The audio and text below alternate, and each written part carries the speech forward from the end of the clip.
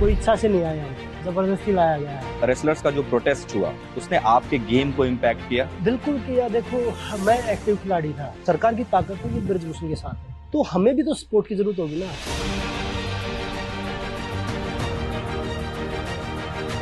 हरियाणा विधानसभा चुनाव अपने आखिरी चरण की तरफ बढ़ रहा है। इस वक्त हमारे साथ wrestler turn politician Bajrang Punia मौजूद हैं। बजरंग जी, 1 महीने हो गए आपको राजनीति में आए हुए। पॉलिटिक्स में कोई इच्छा से नहीं आए, हम जबरदस्ती लाया गया है।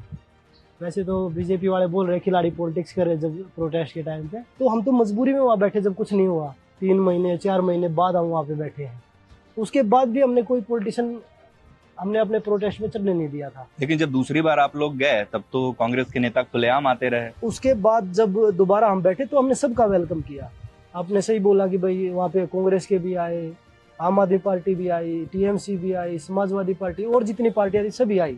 सिर्फ एक बीजेपी के जो समर्थक या बीजेपी छोड़ गए। तो सवाल तो यही उठ रहा है ना बजरंग जी की, ब्रिजभूषण शरण सिंह का विरोध करते करते बजरंग पूनिया, विनेश फोगाट, साक्षी मलिक समेत जो लोग भी धरने पर बैठे थे वो बीजेपी का विरोध करने लगे।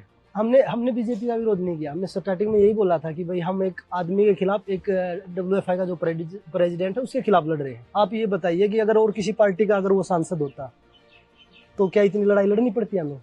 तो किसने सपोर्ट किया उसको? सवाल तो ये भी है कि अगर क्या किसी और पार्टी का पॉलिटिशियन होते वो तो क्या ये प्रोटेस्ट ऐसे ही होता? अगर लड़कियों के साथ अगर कोई गलत करेगा, चाहे वो किसी भी पार्टी का है, तो हम आगे जब भी लड़ेंगे उनके साथ, चाहे वो किसी भी पार्टी का हो। हम पार्टी देख के नहीं लड़े, उस टाइम पे चुनाव आसपास नहीं थे। लेकिन पहलवानों के प्रोटेस्ट से पहले भी किसान आंदोलन हुआ, अग्निवीर को लेकर प्रोटेस्ट हुआ, वो तो ऑब्वियसली बीजेपी सरकार के खिलाफ ही प्रोटेस्ट था। उसमें भी आप लोग बढ़ चढ़ कर ही थे सामने। ये आप कैसे बोल सकते हैं कि बीजेपी के खिलाफ था? वो किसान आंदोलन अपनी एमएसपी मांग रहे, किसान वो अपना हक मांग रहे हैं।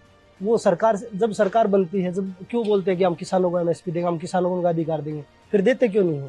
तो ये नहीं बोल सकते कि अग्निवीर बीजेपी के खिलाफ था, अग्निवीर किसान आंदोलन बीजेपी के खिलाफ था, या बेटियों का आंदोलन था वो बीजेपी के खिलाफ था। क्या आपको लगता है कि आप लोगों के पॉलिटिक्स में आने से आपके और विनेश के, आपका जो आंदोलन था उसको और मजबूती मिली है या कमजोर हुआ है? क्योंकि साक्षी मलिक का जो बयान उस समय आया था, उन्होंने यही कहा था कि इससे आंदोलन हमारा कमजोर पड़ेगा। देखिए, जो लड़ाई अभी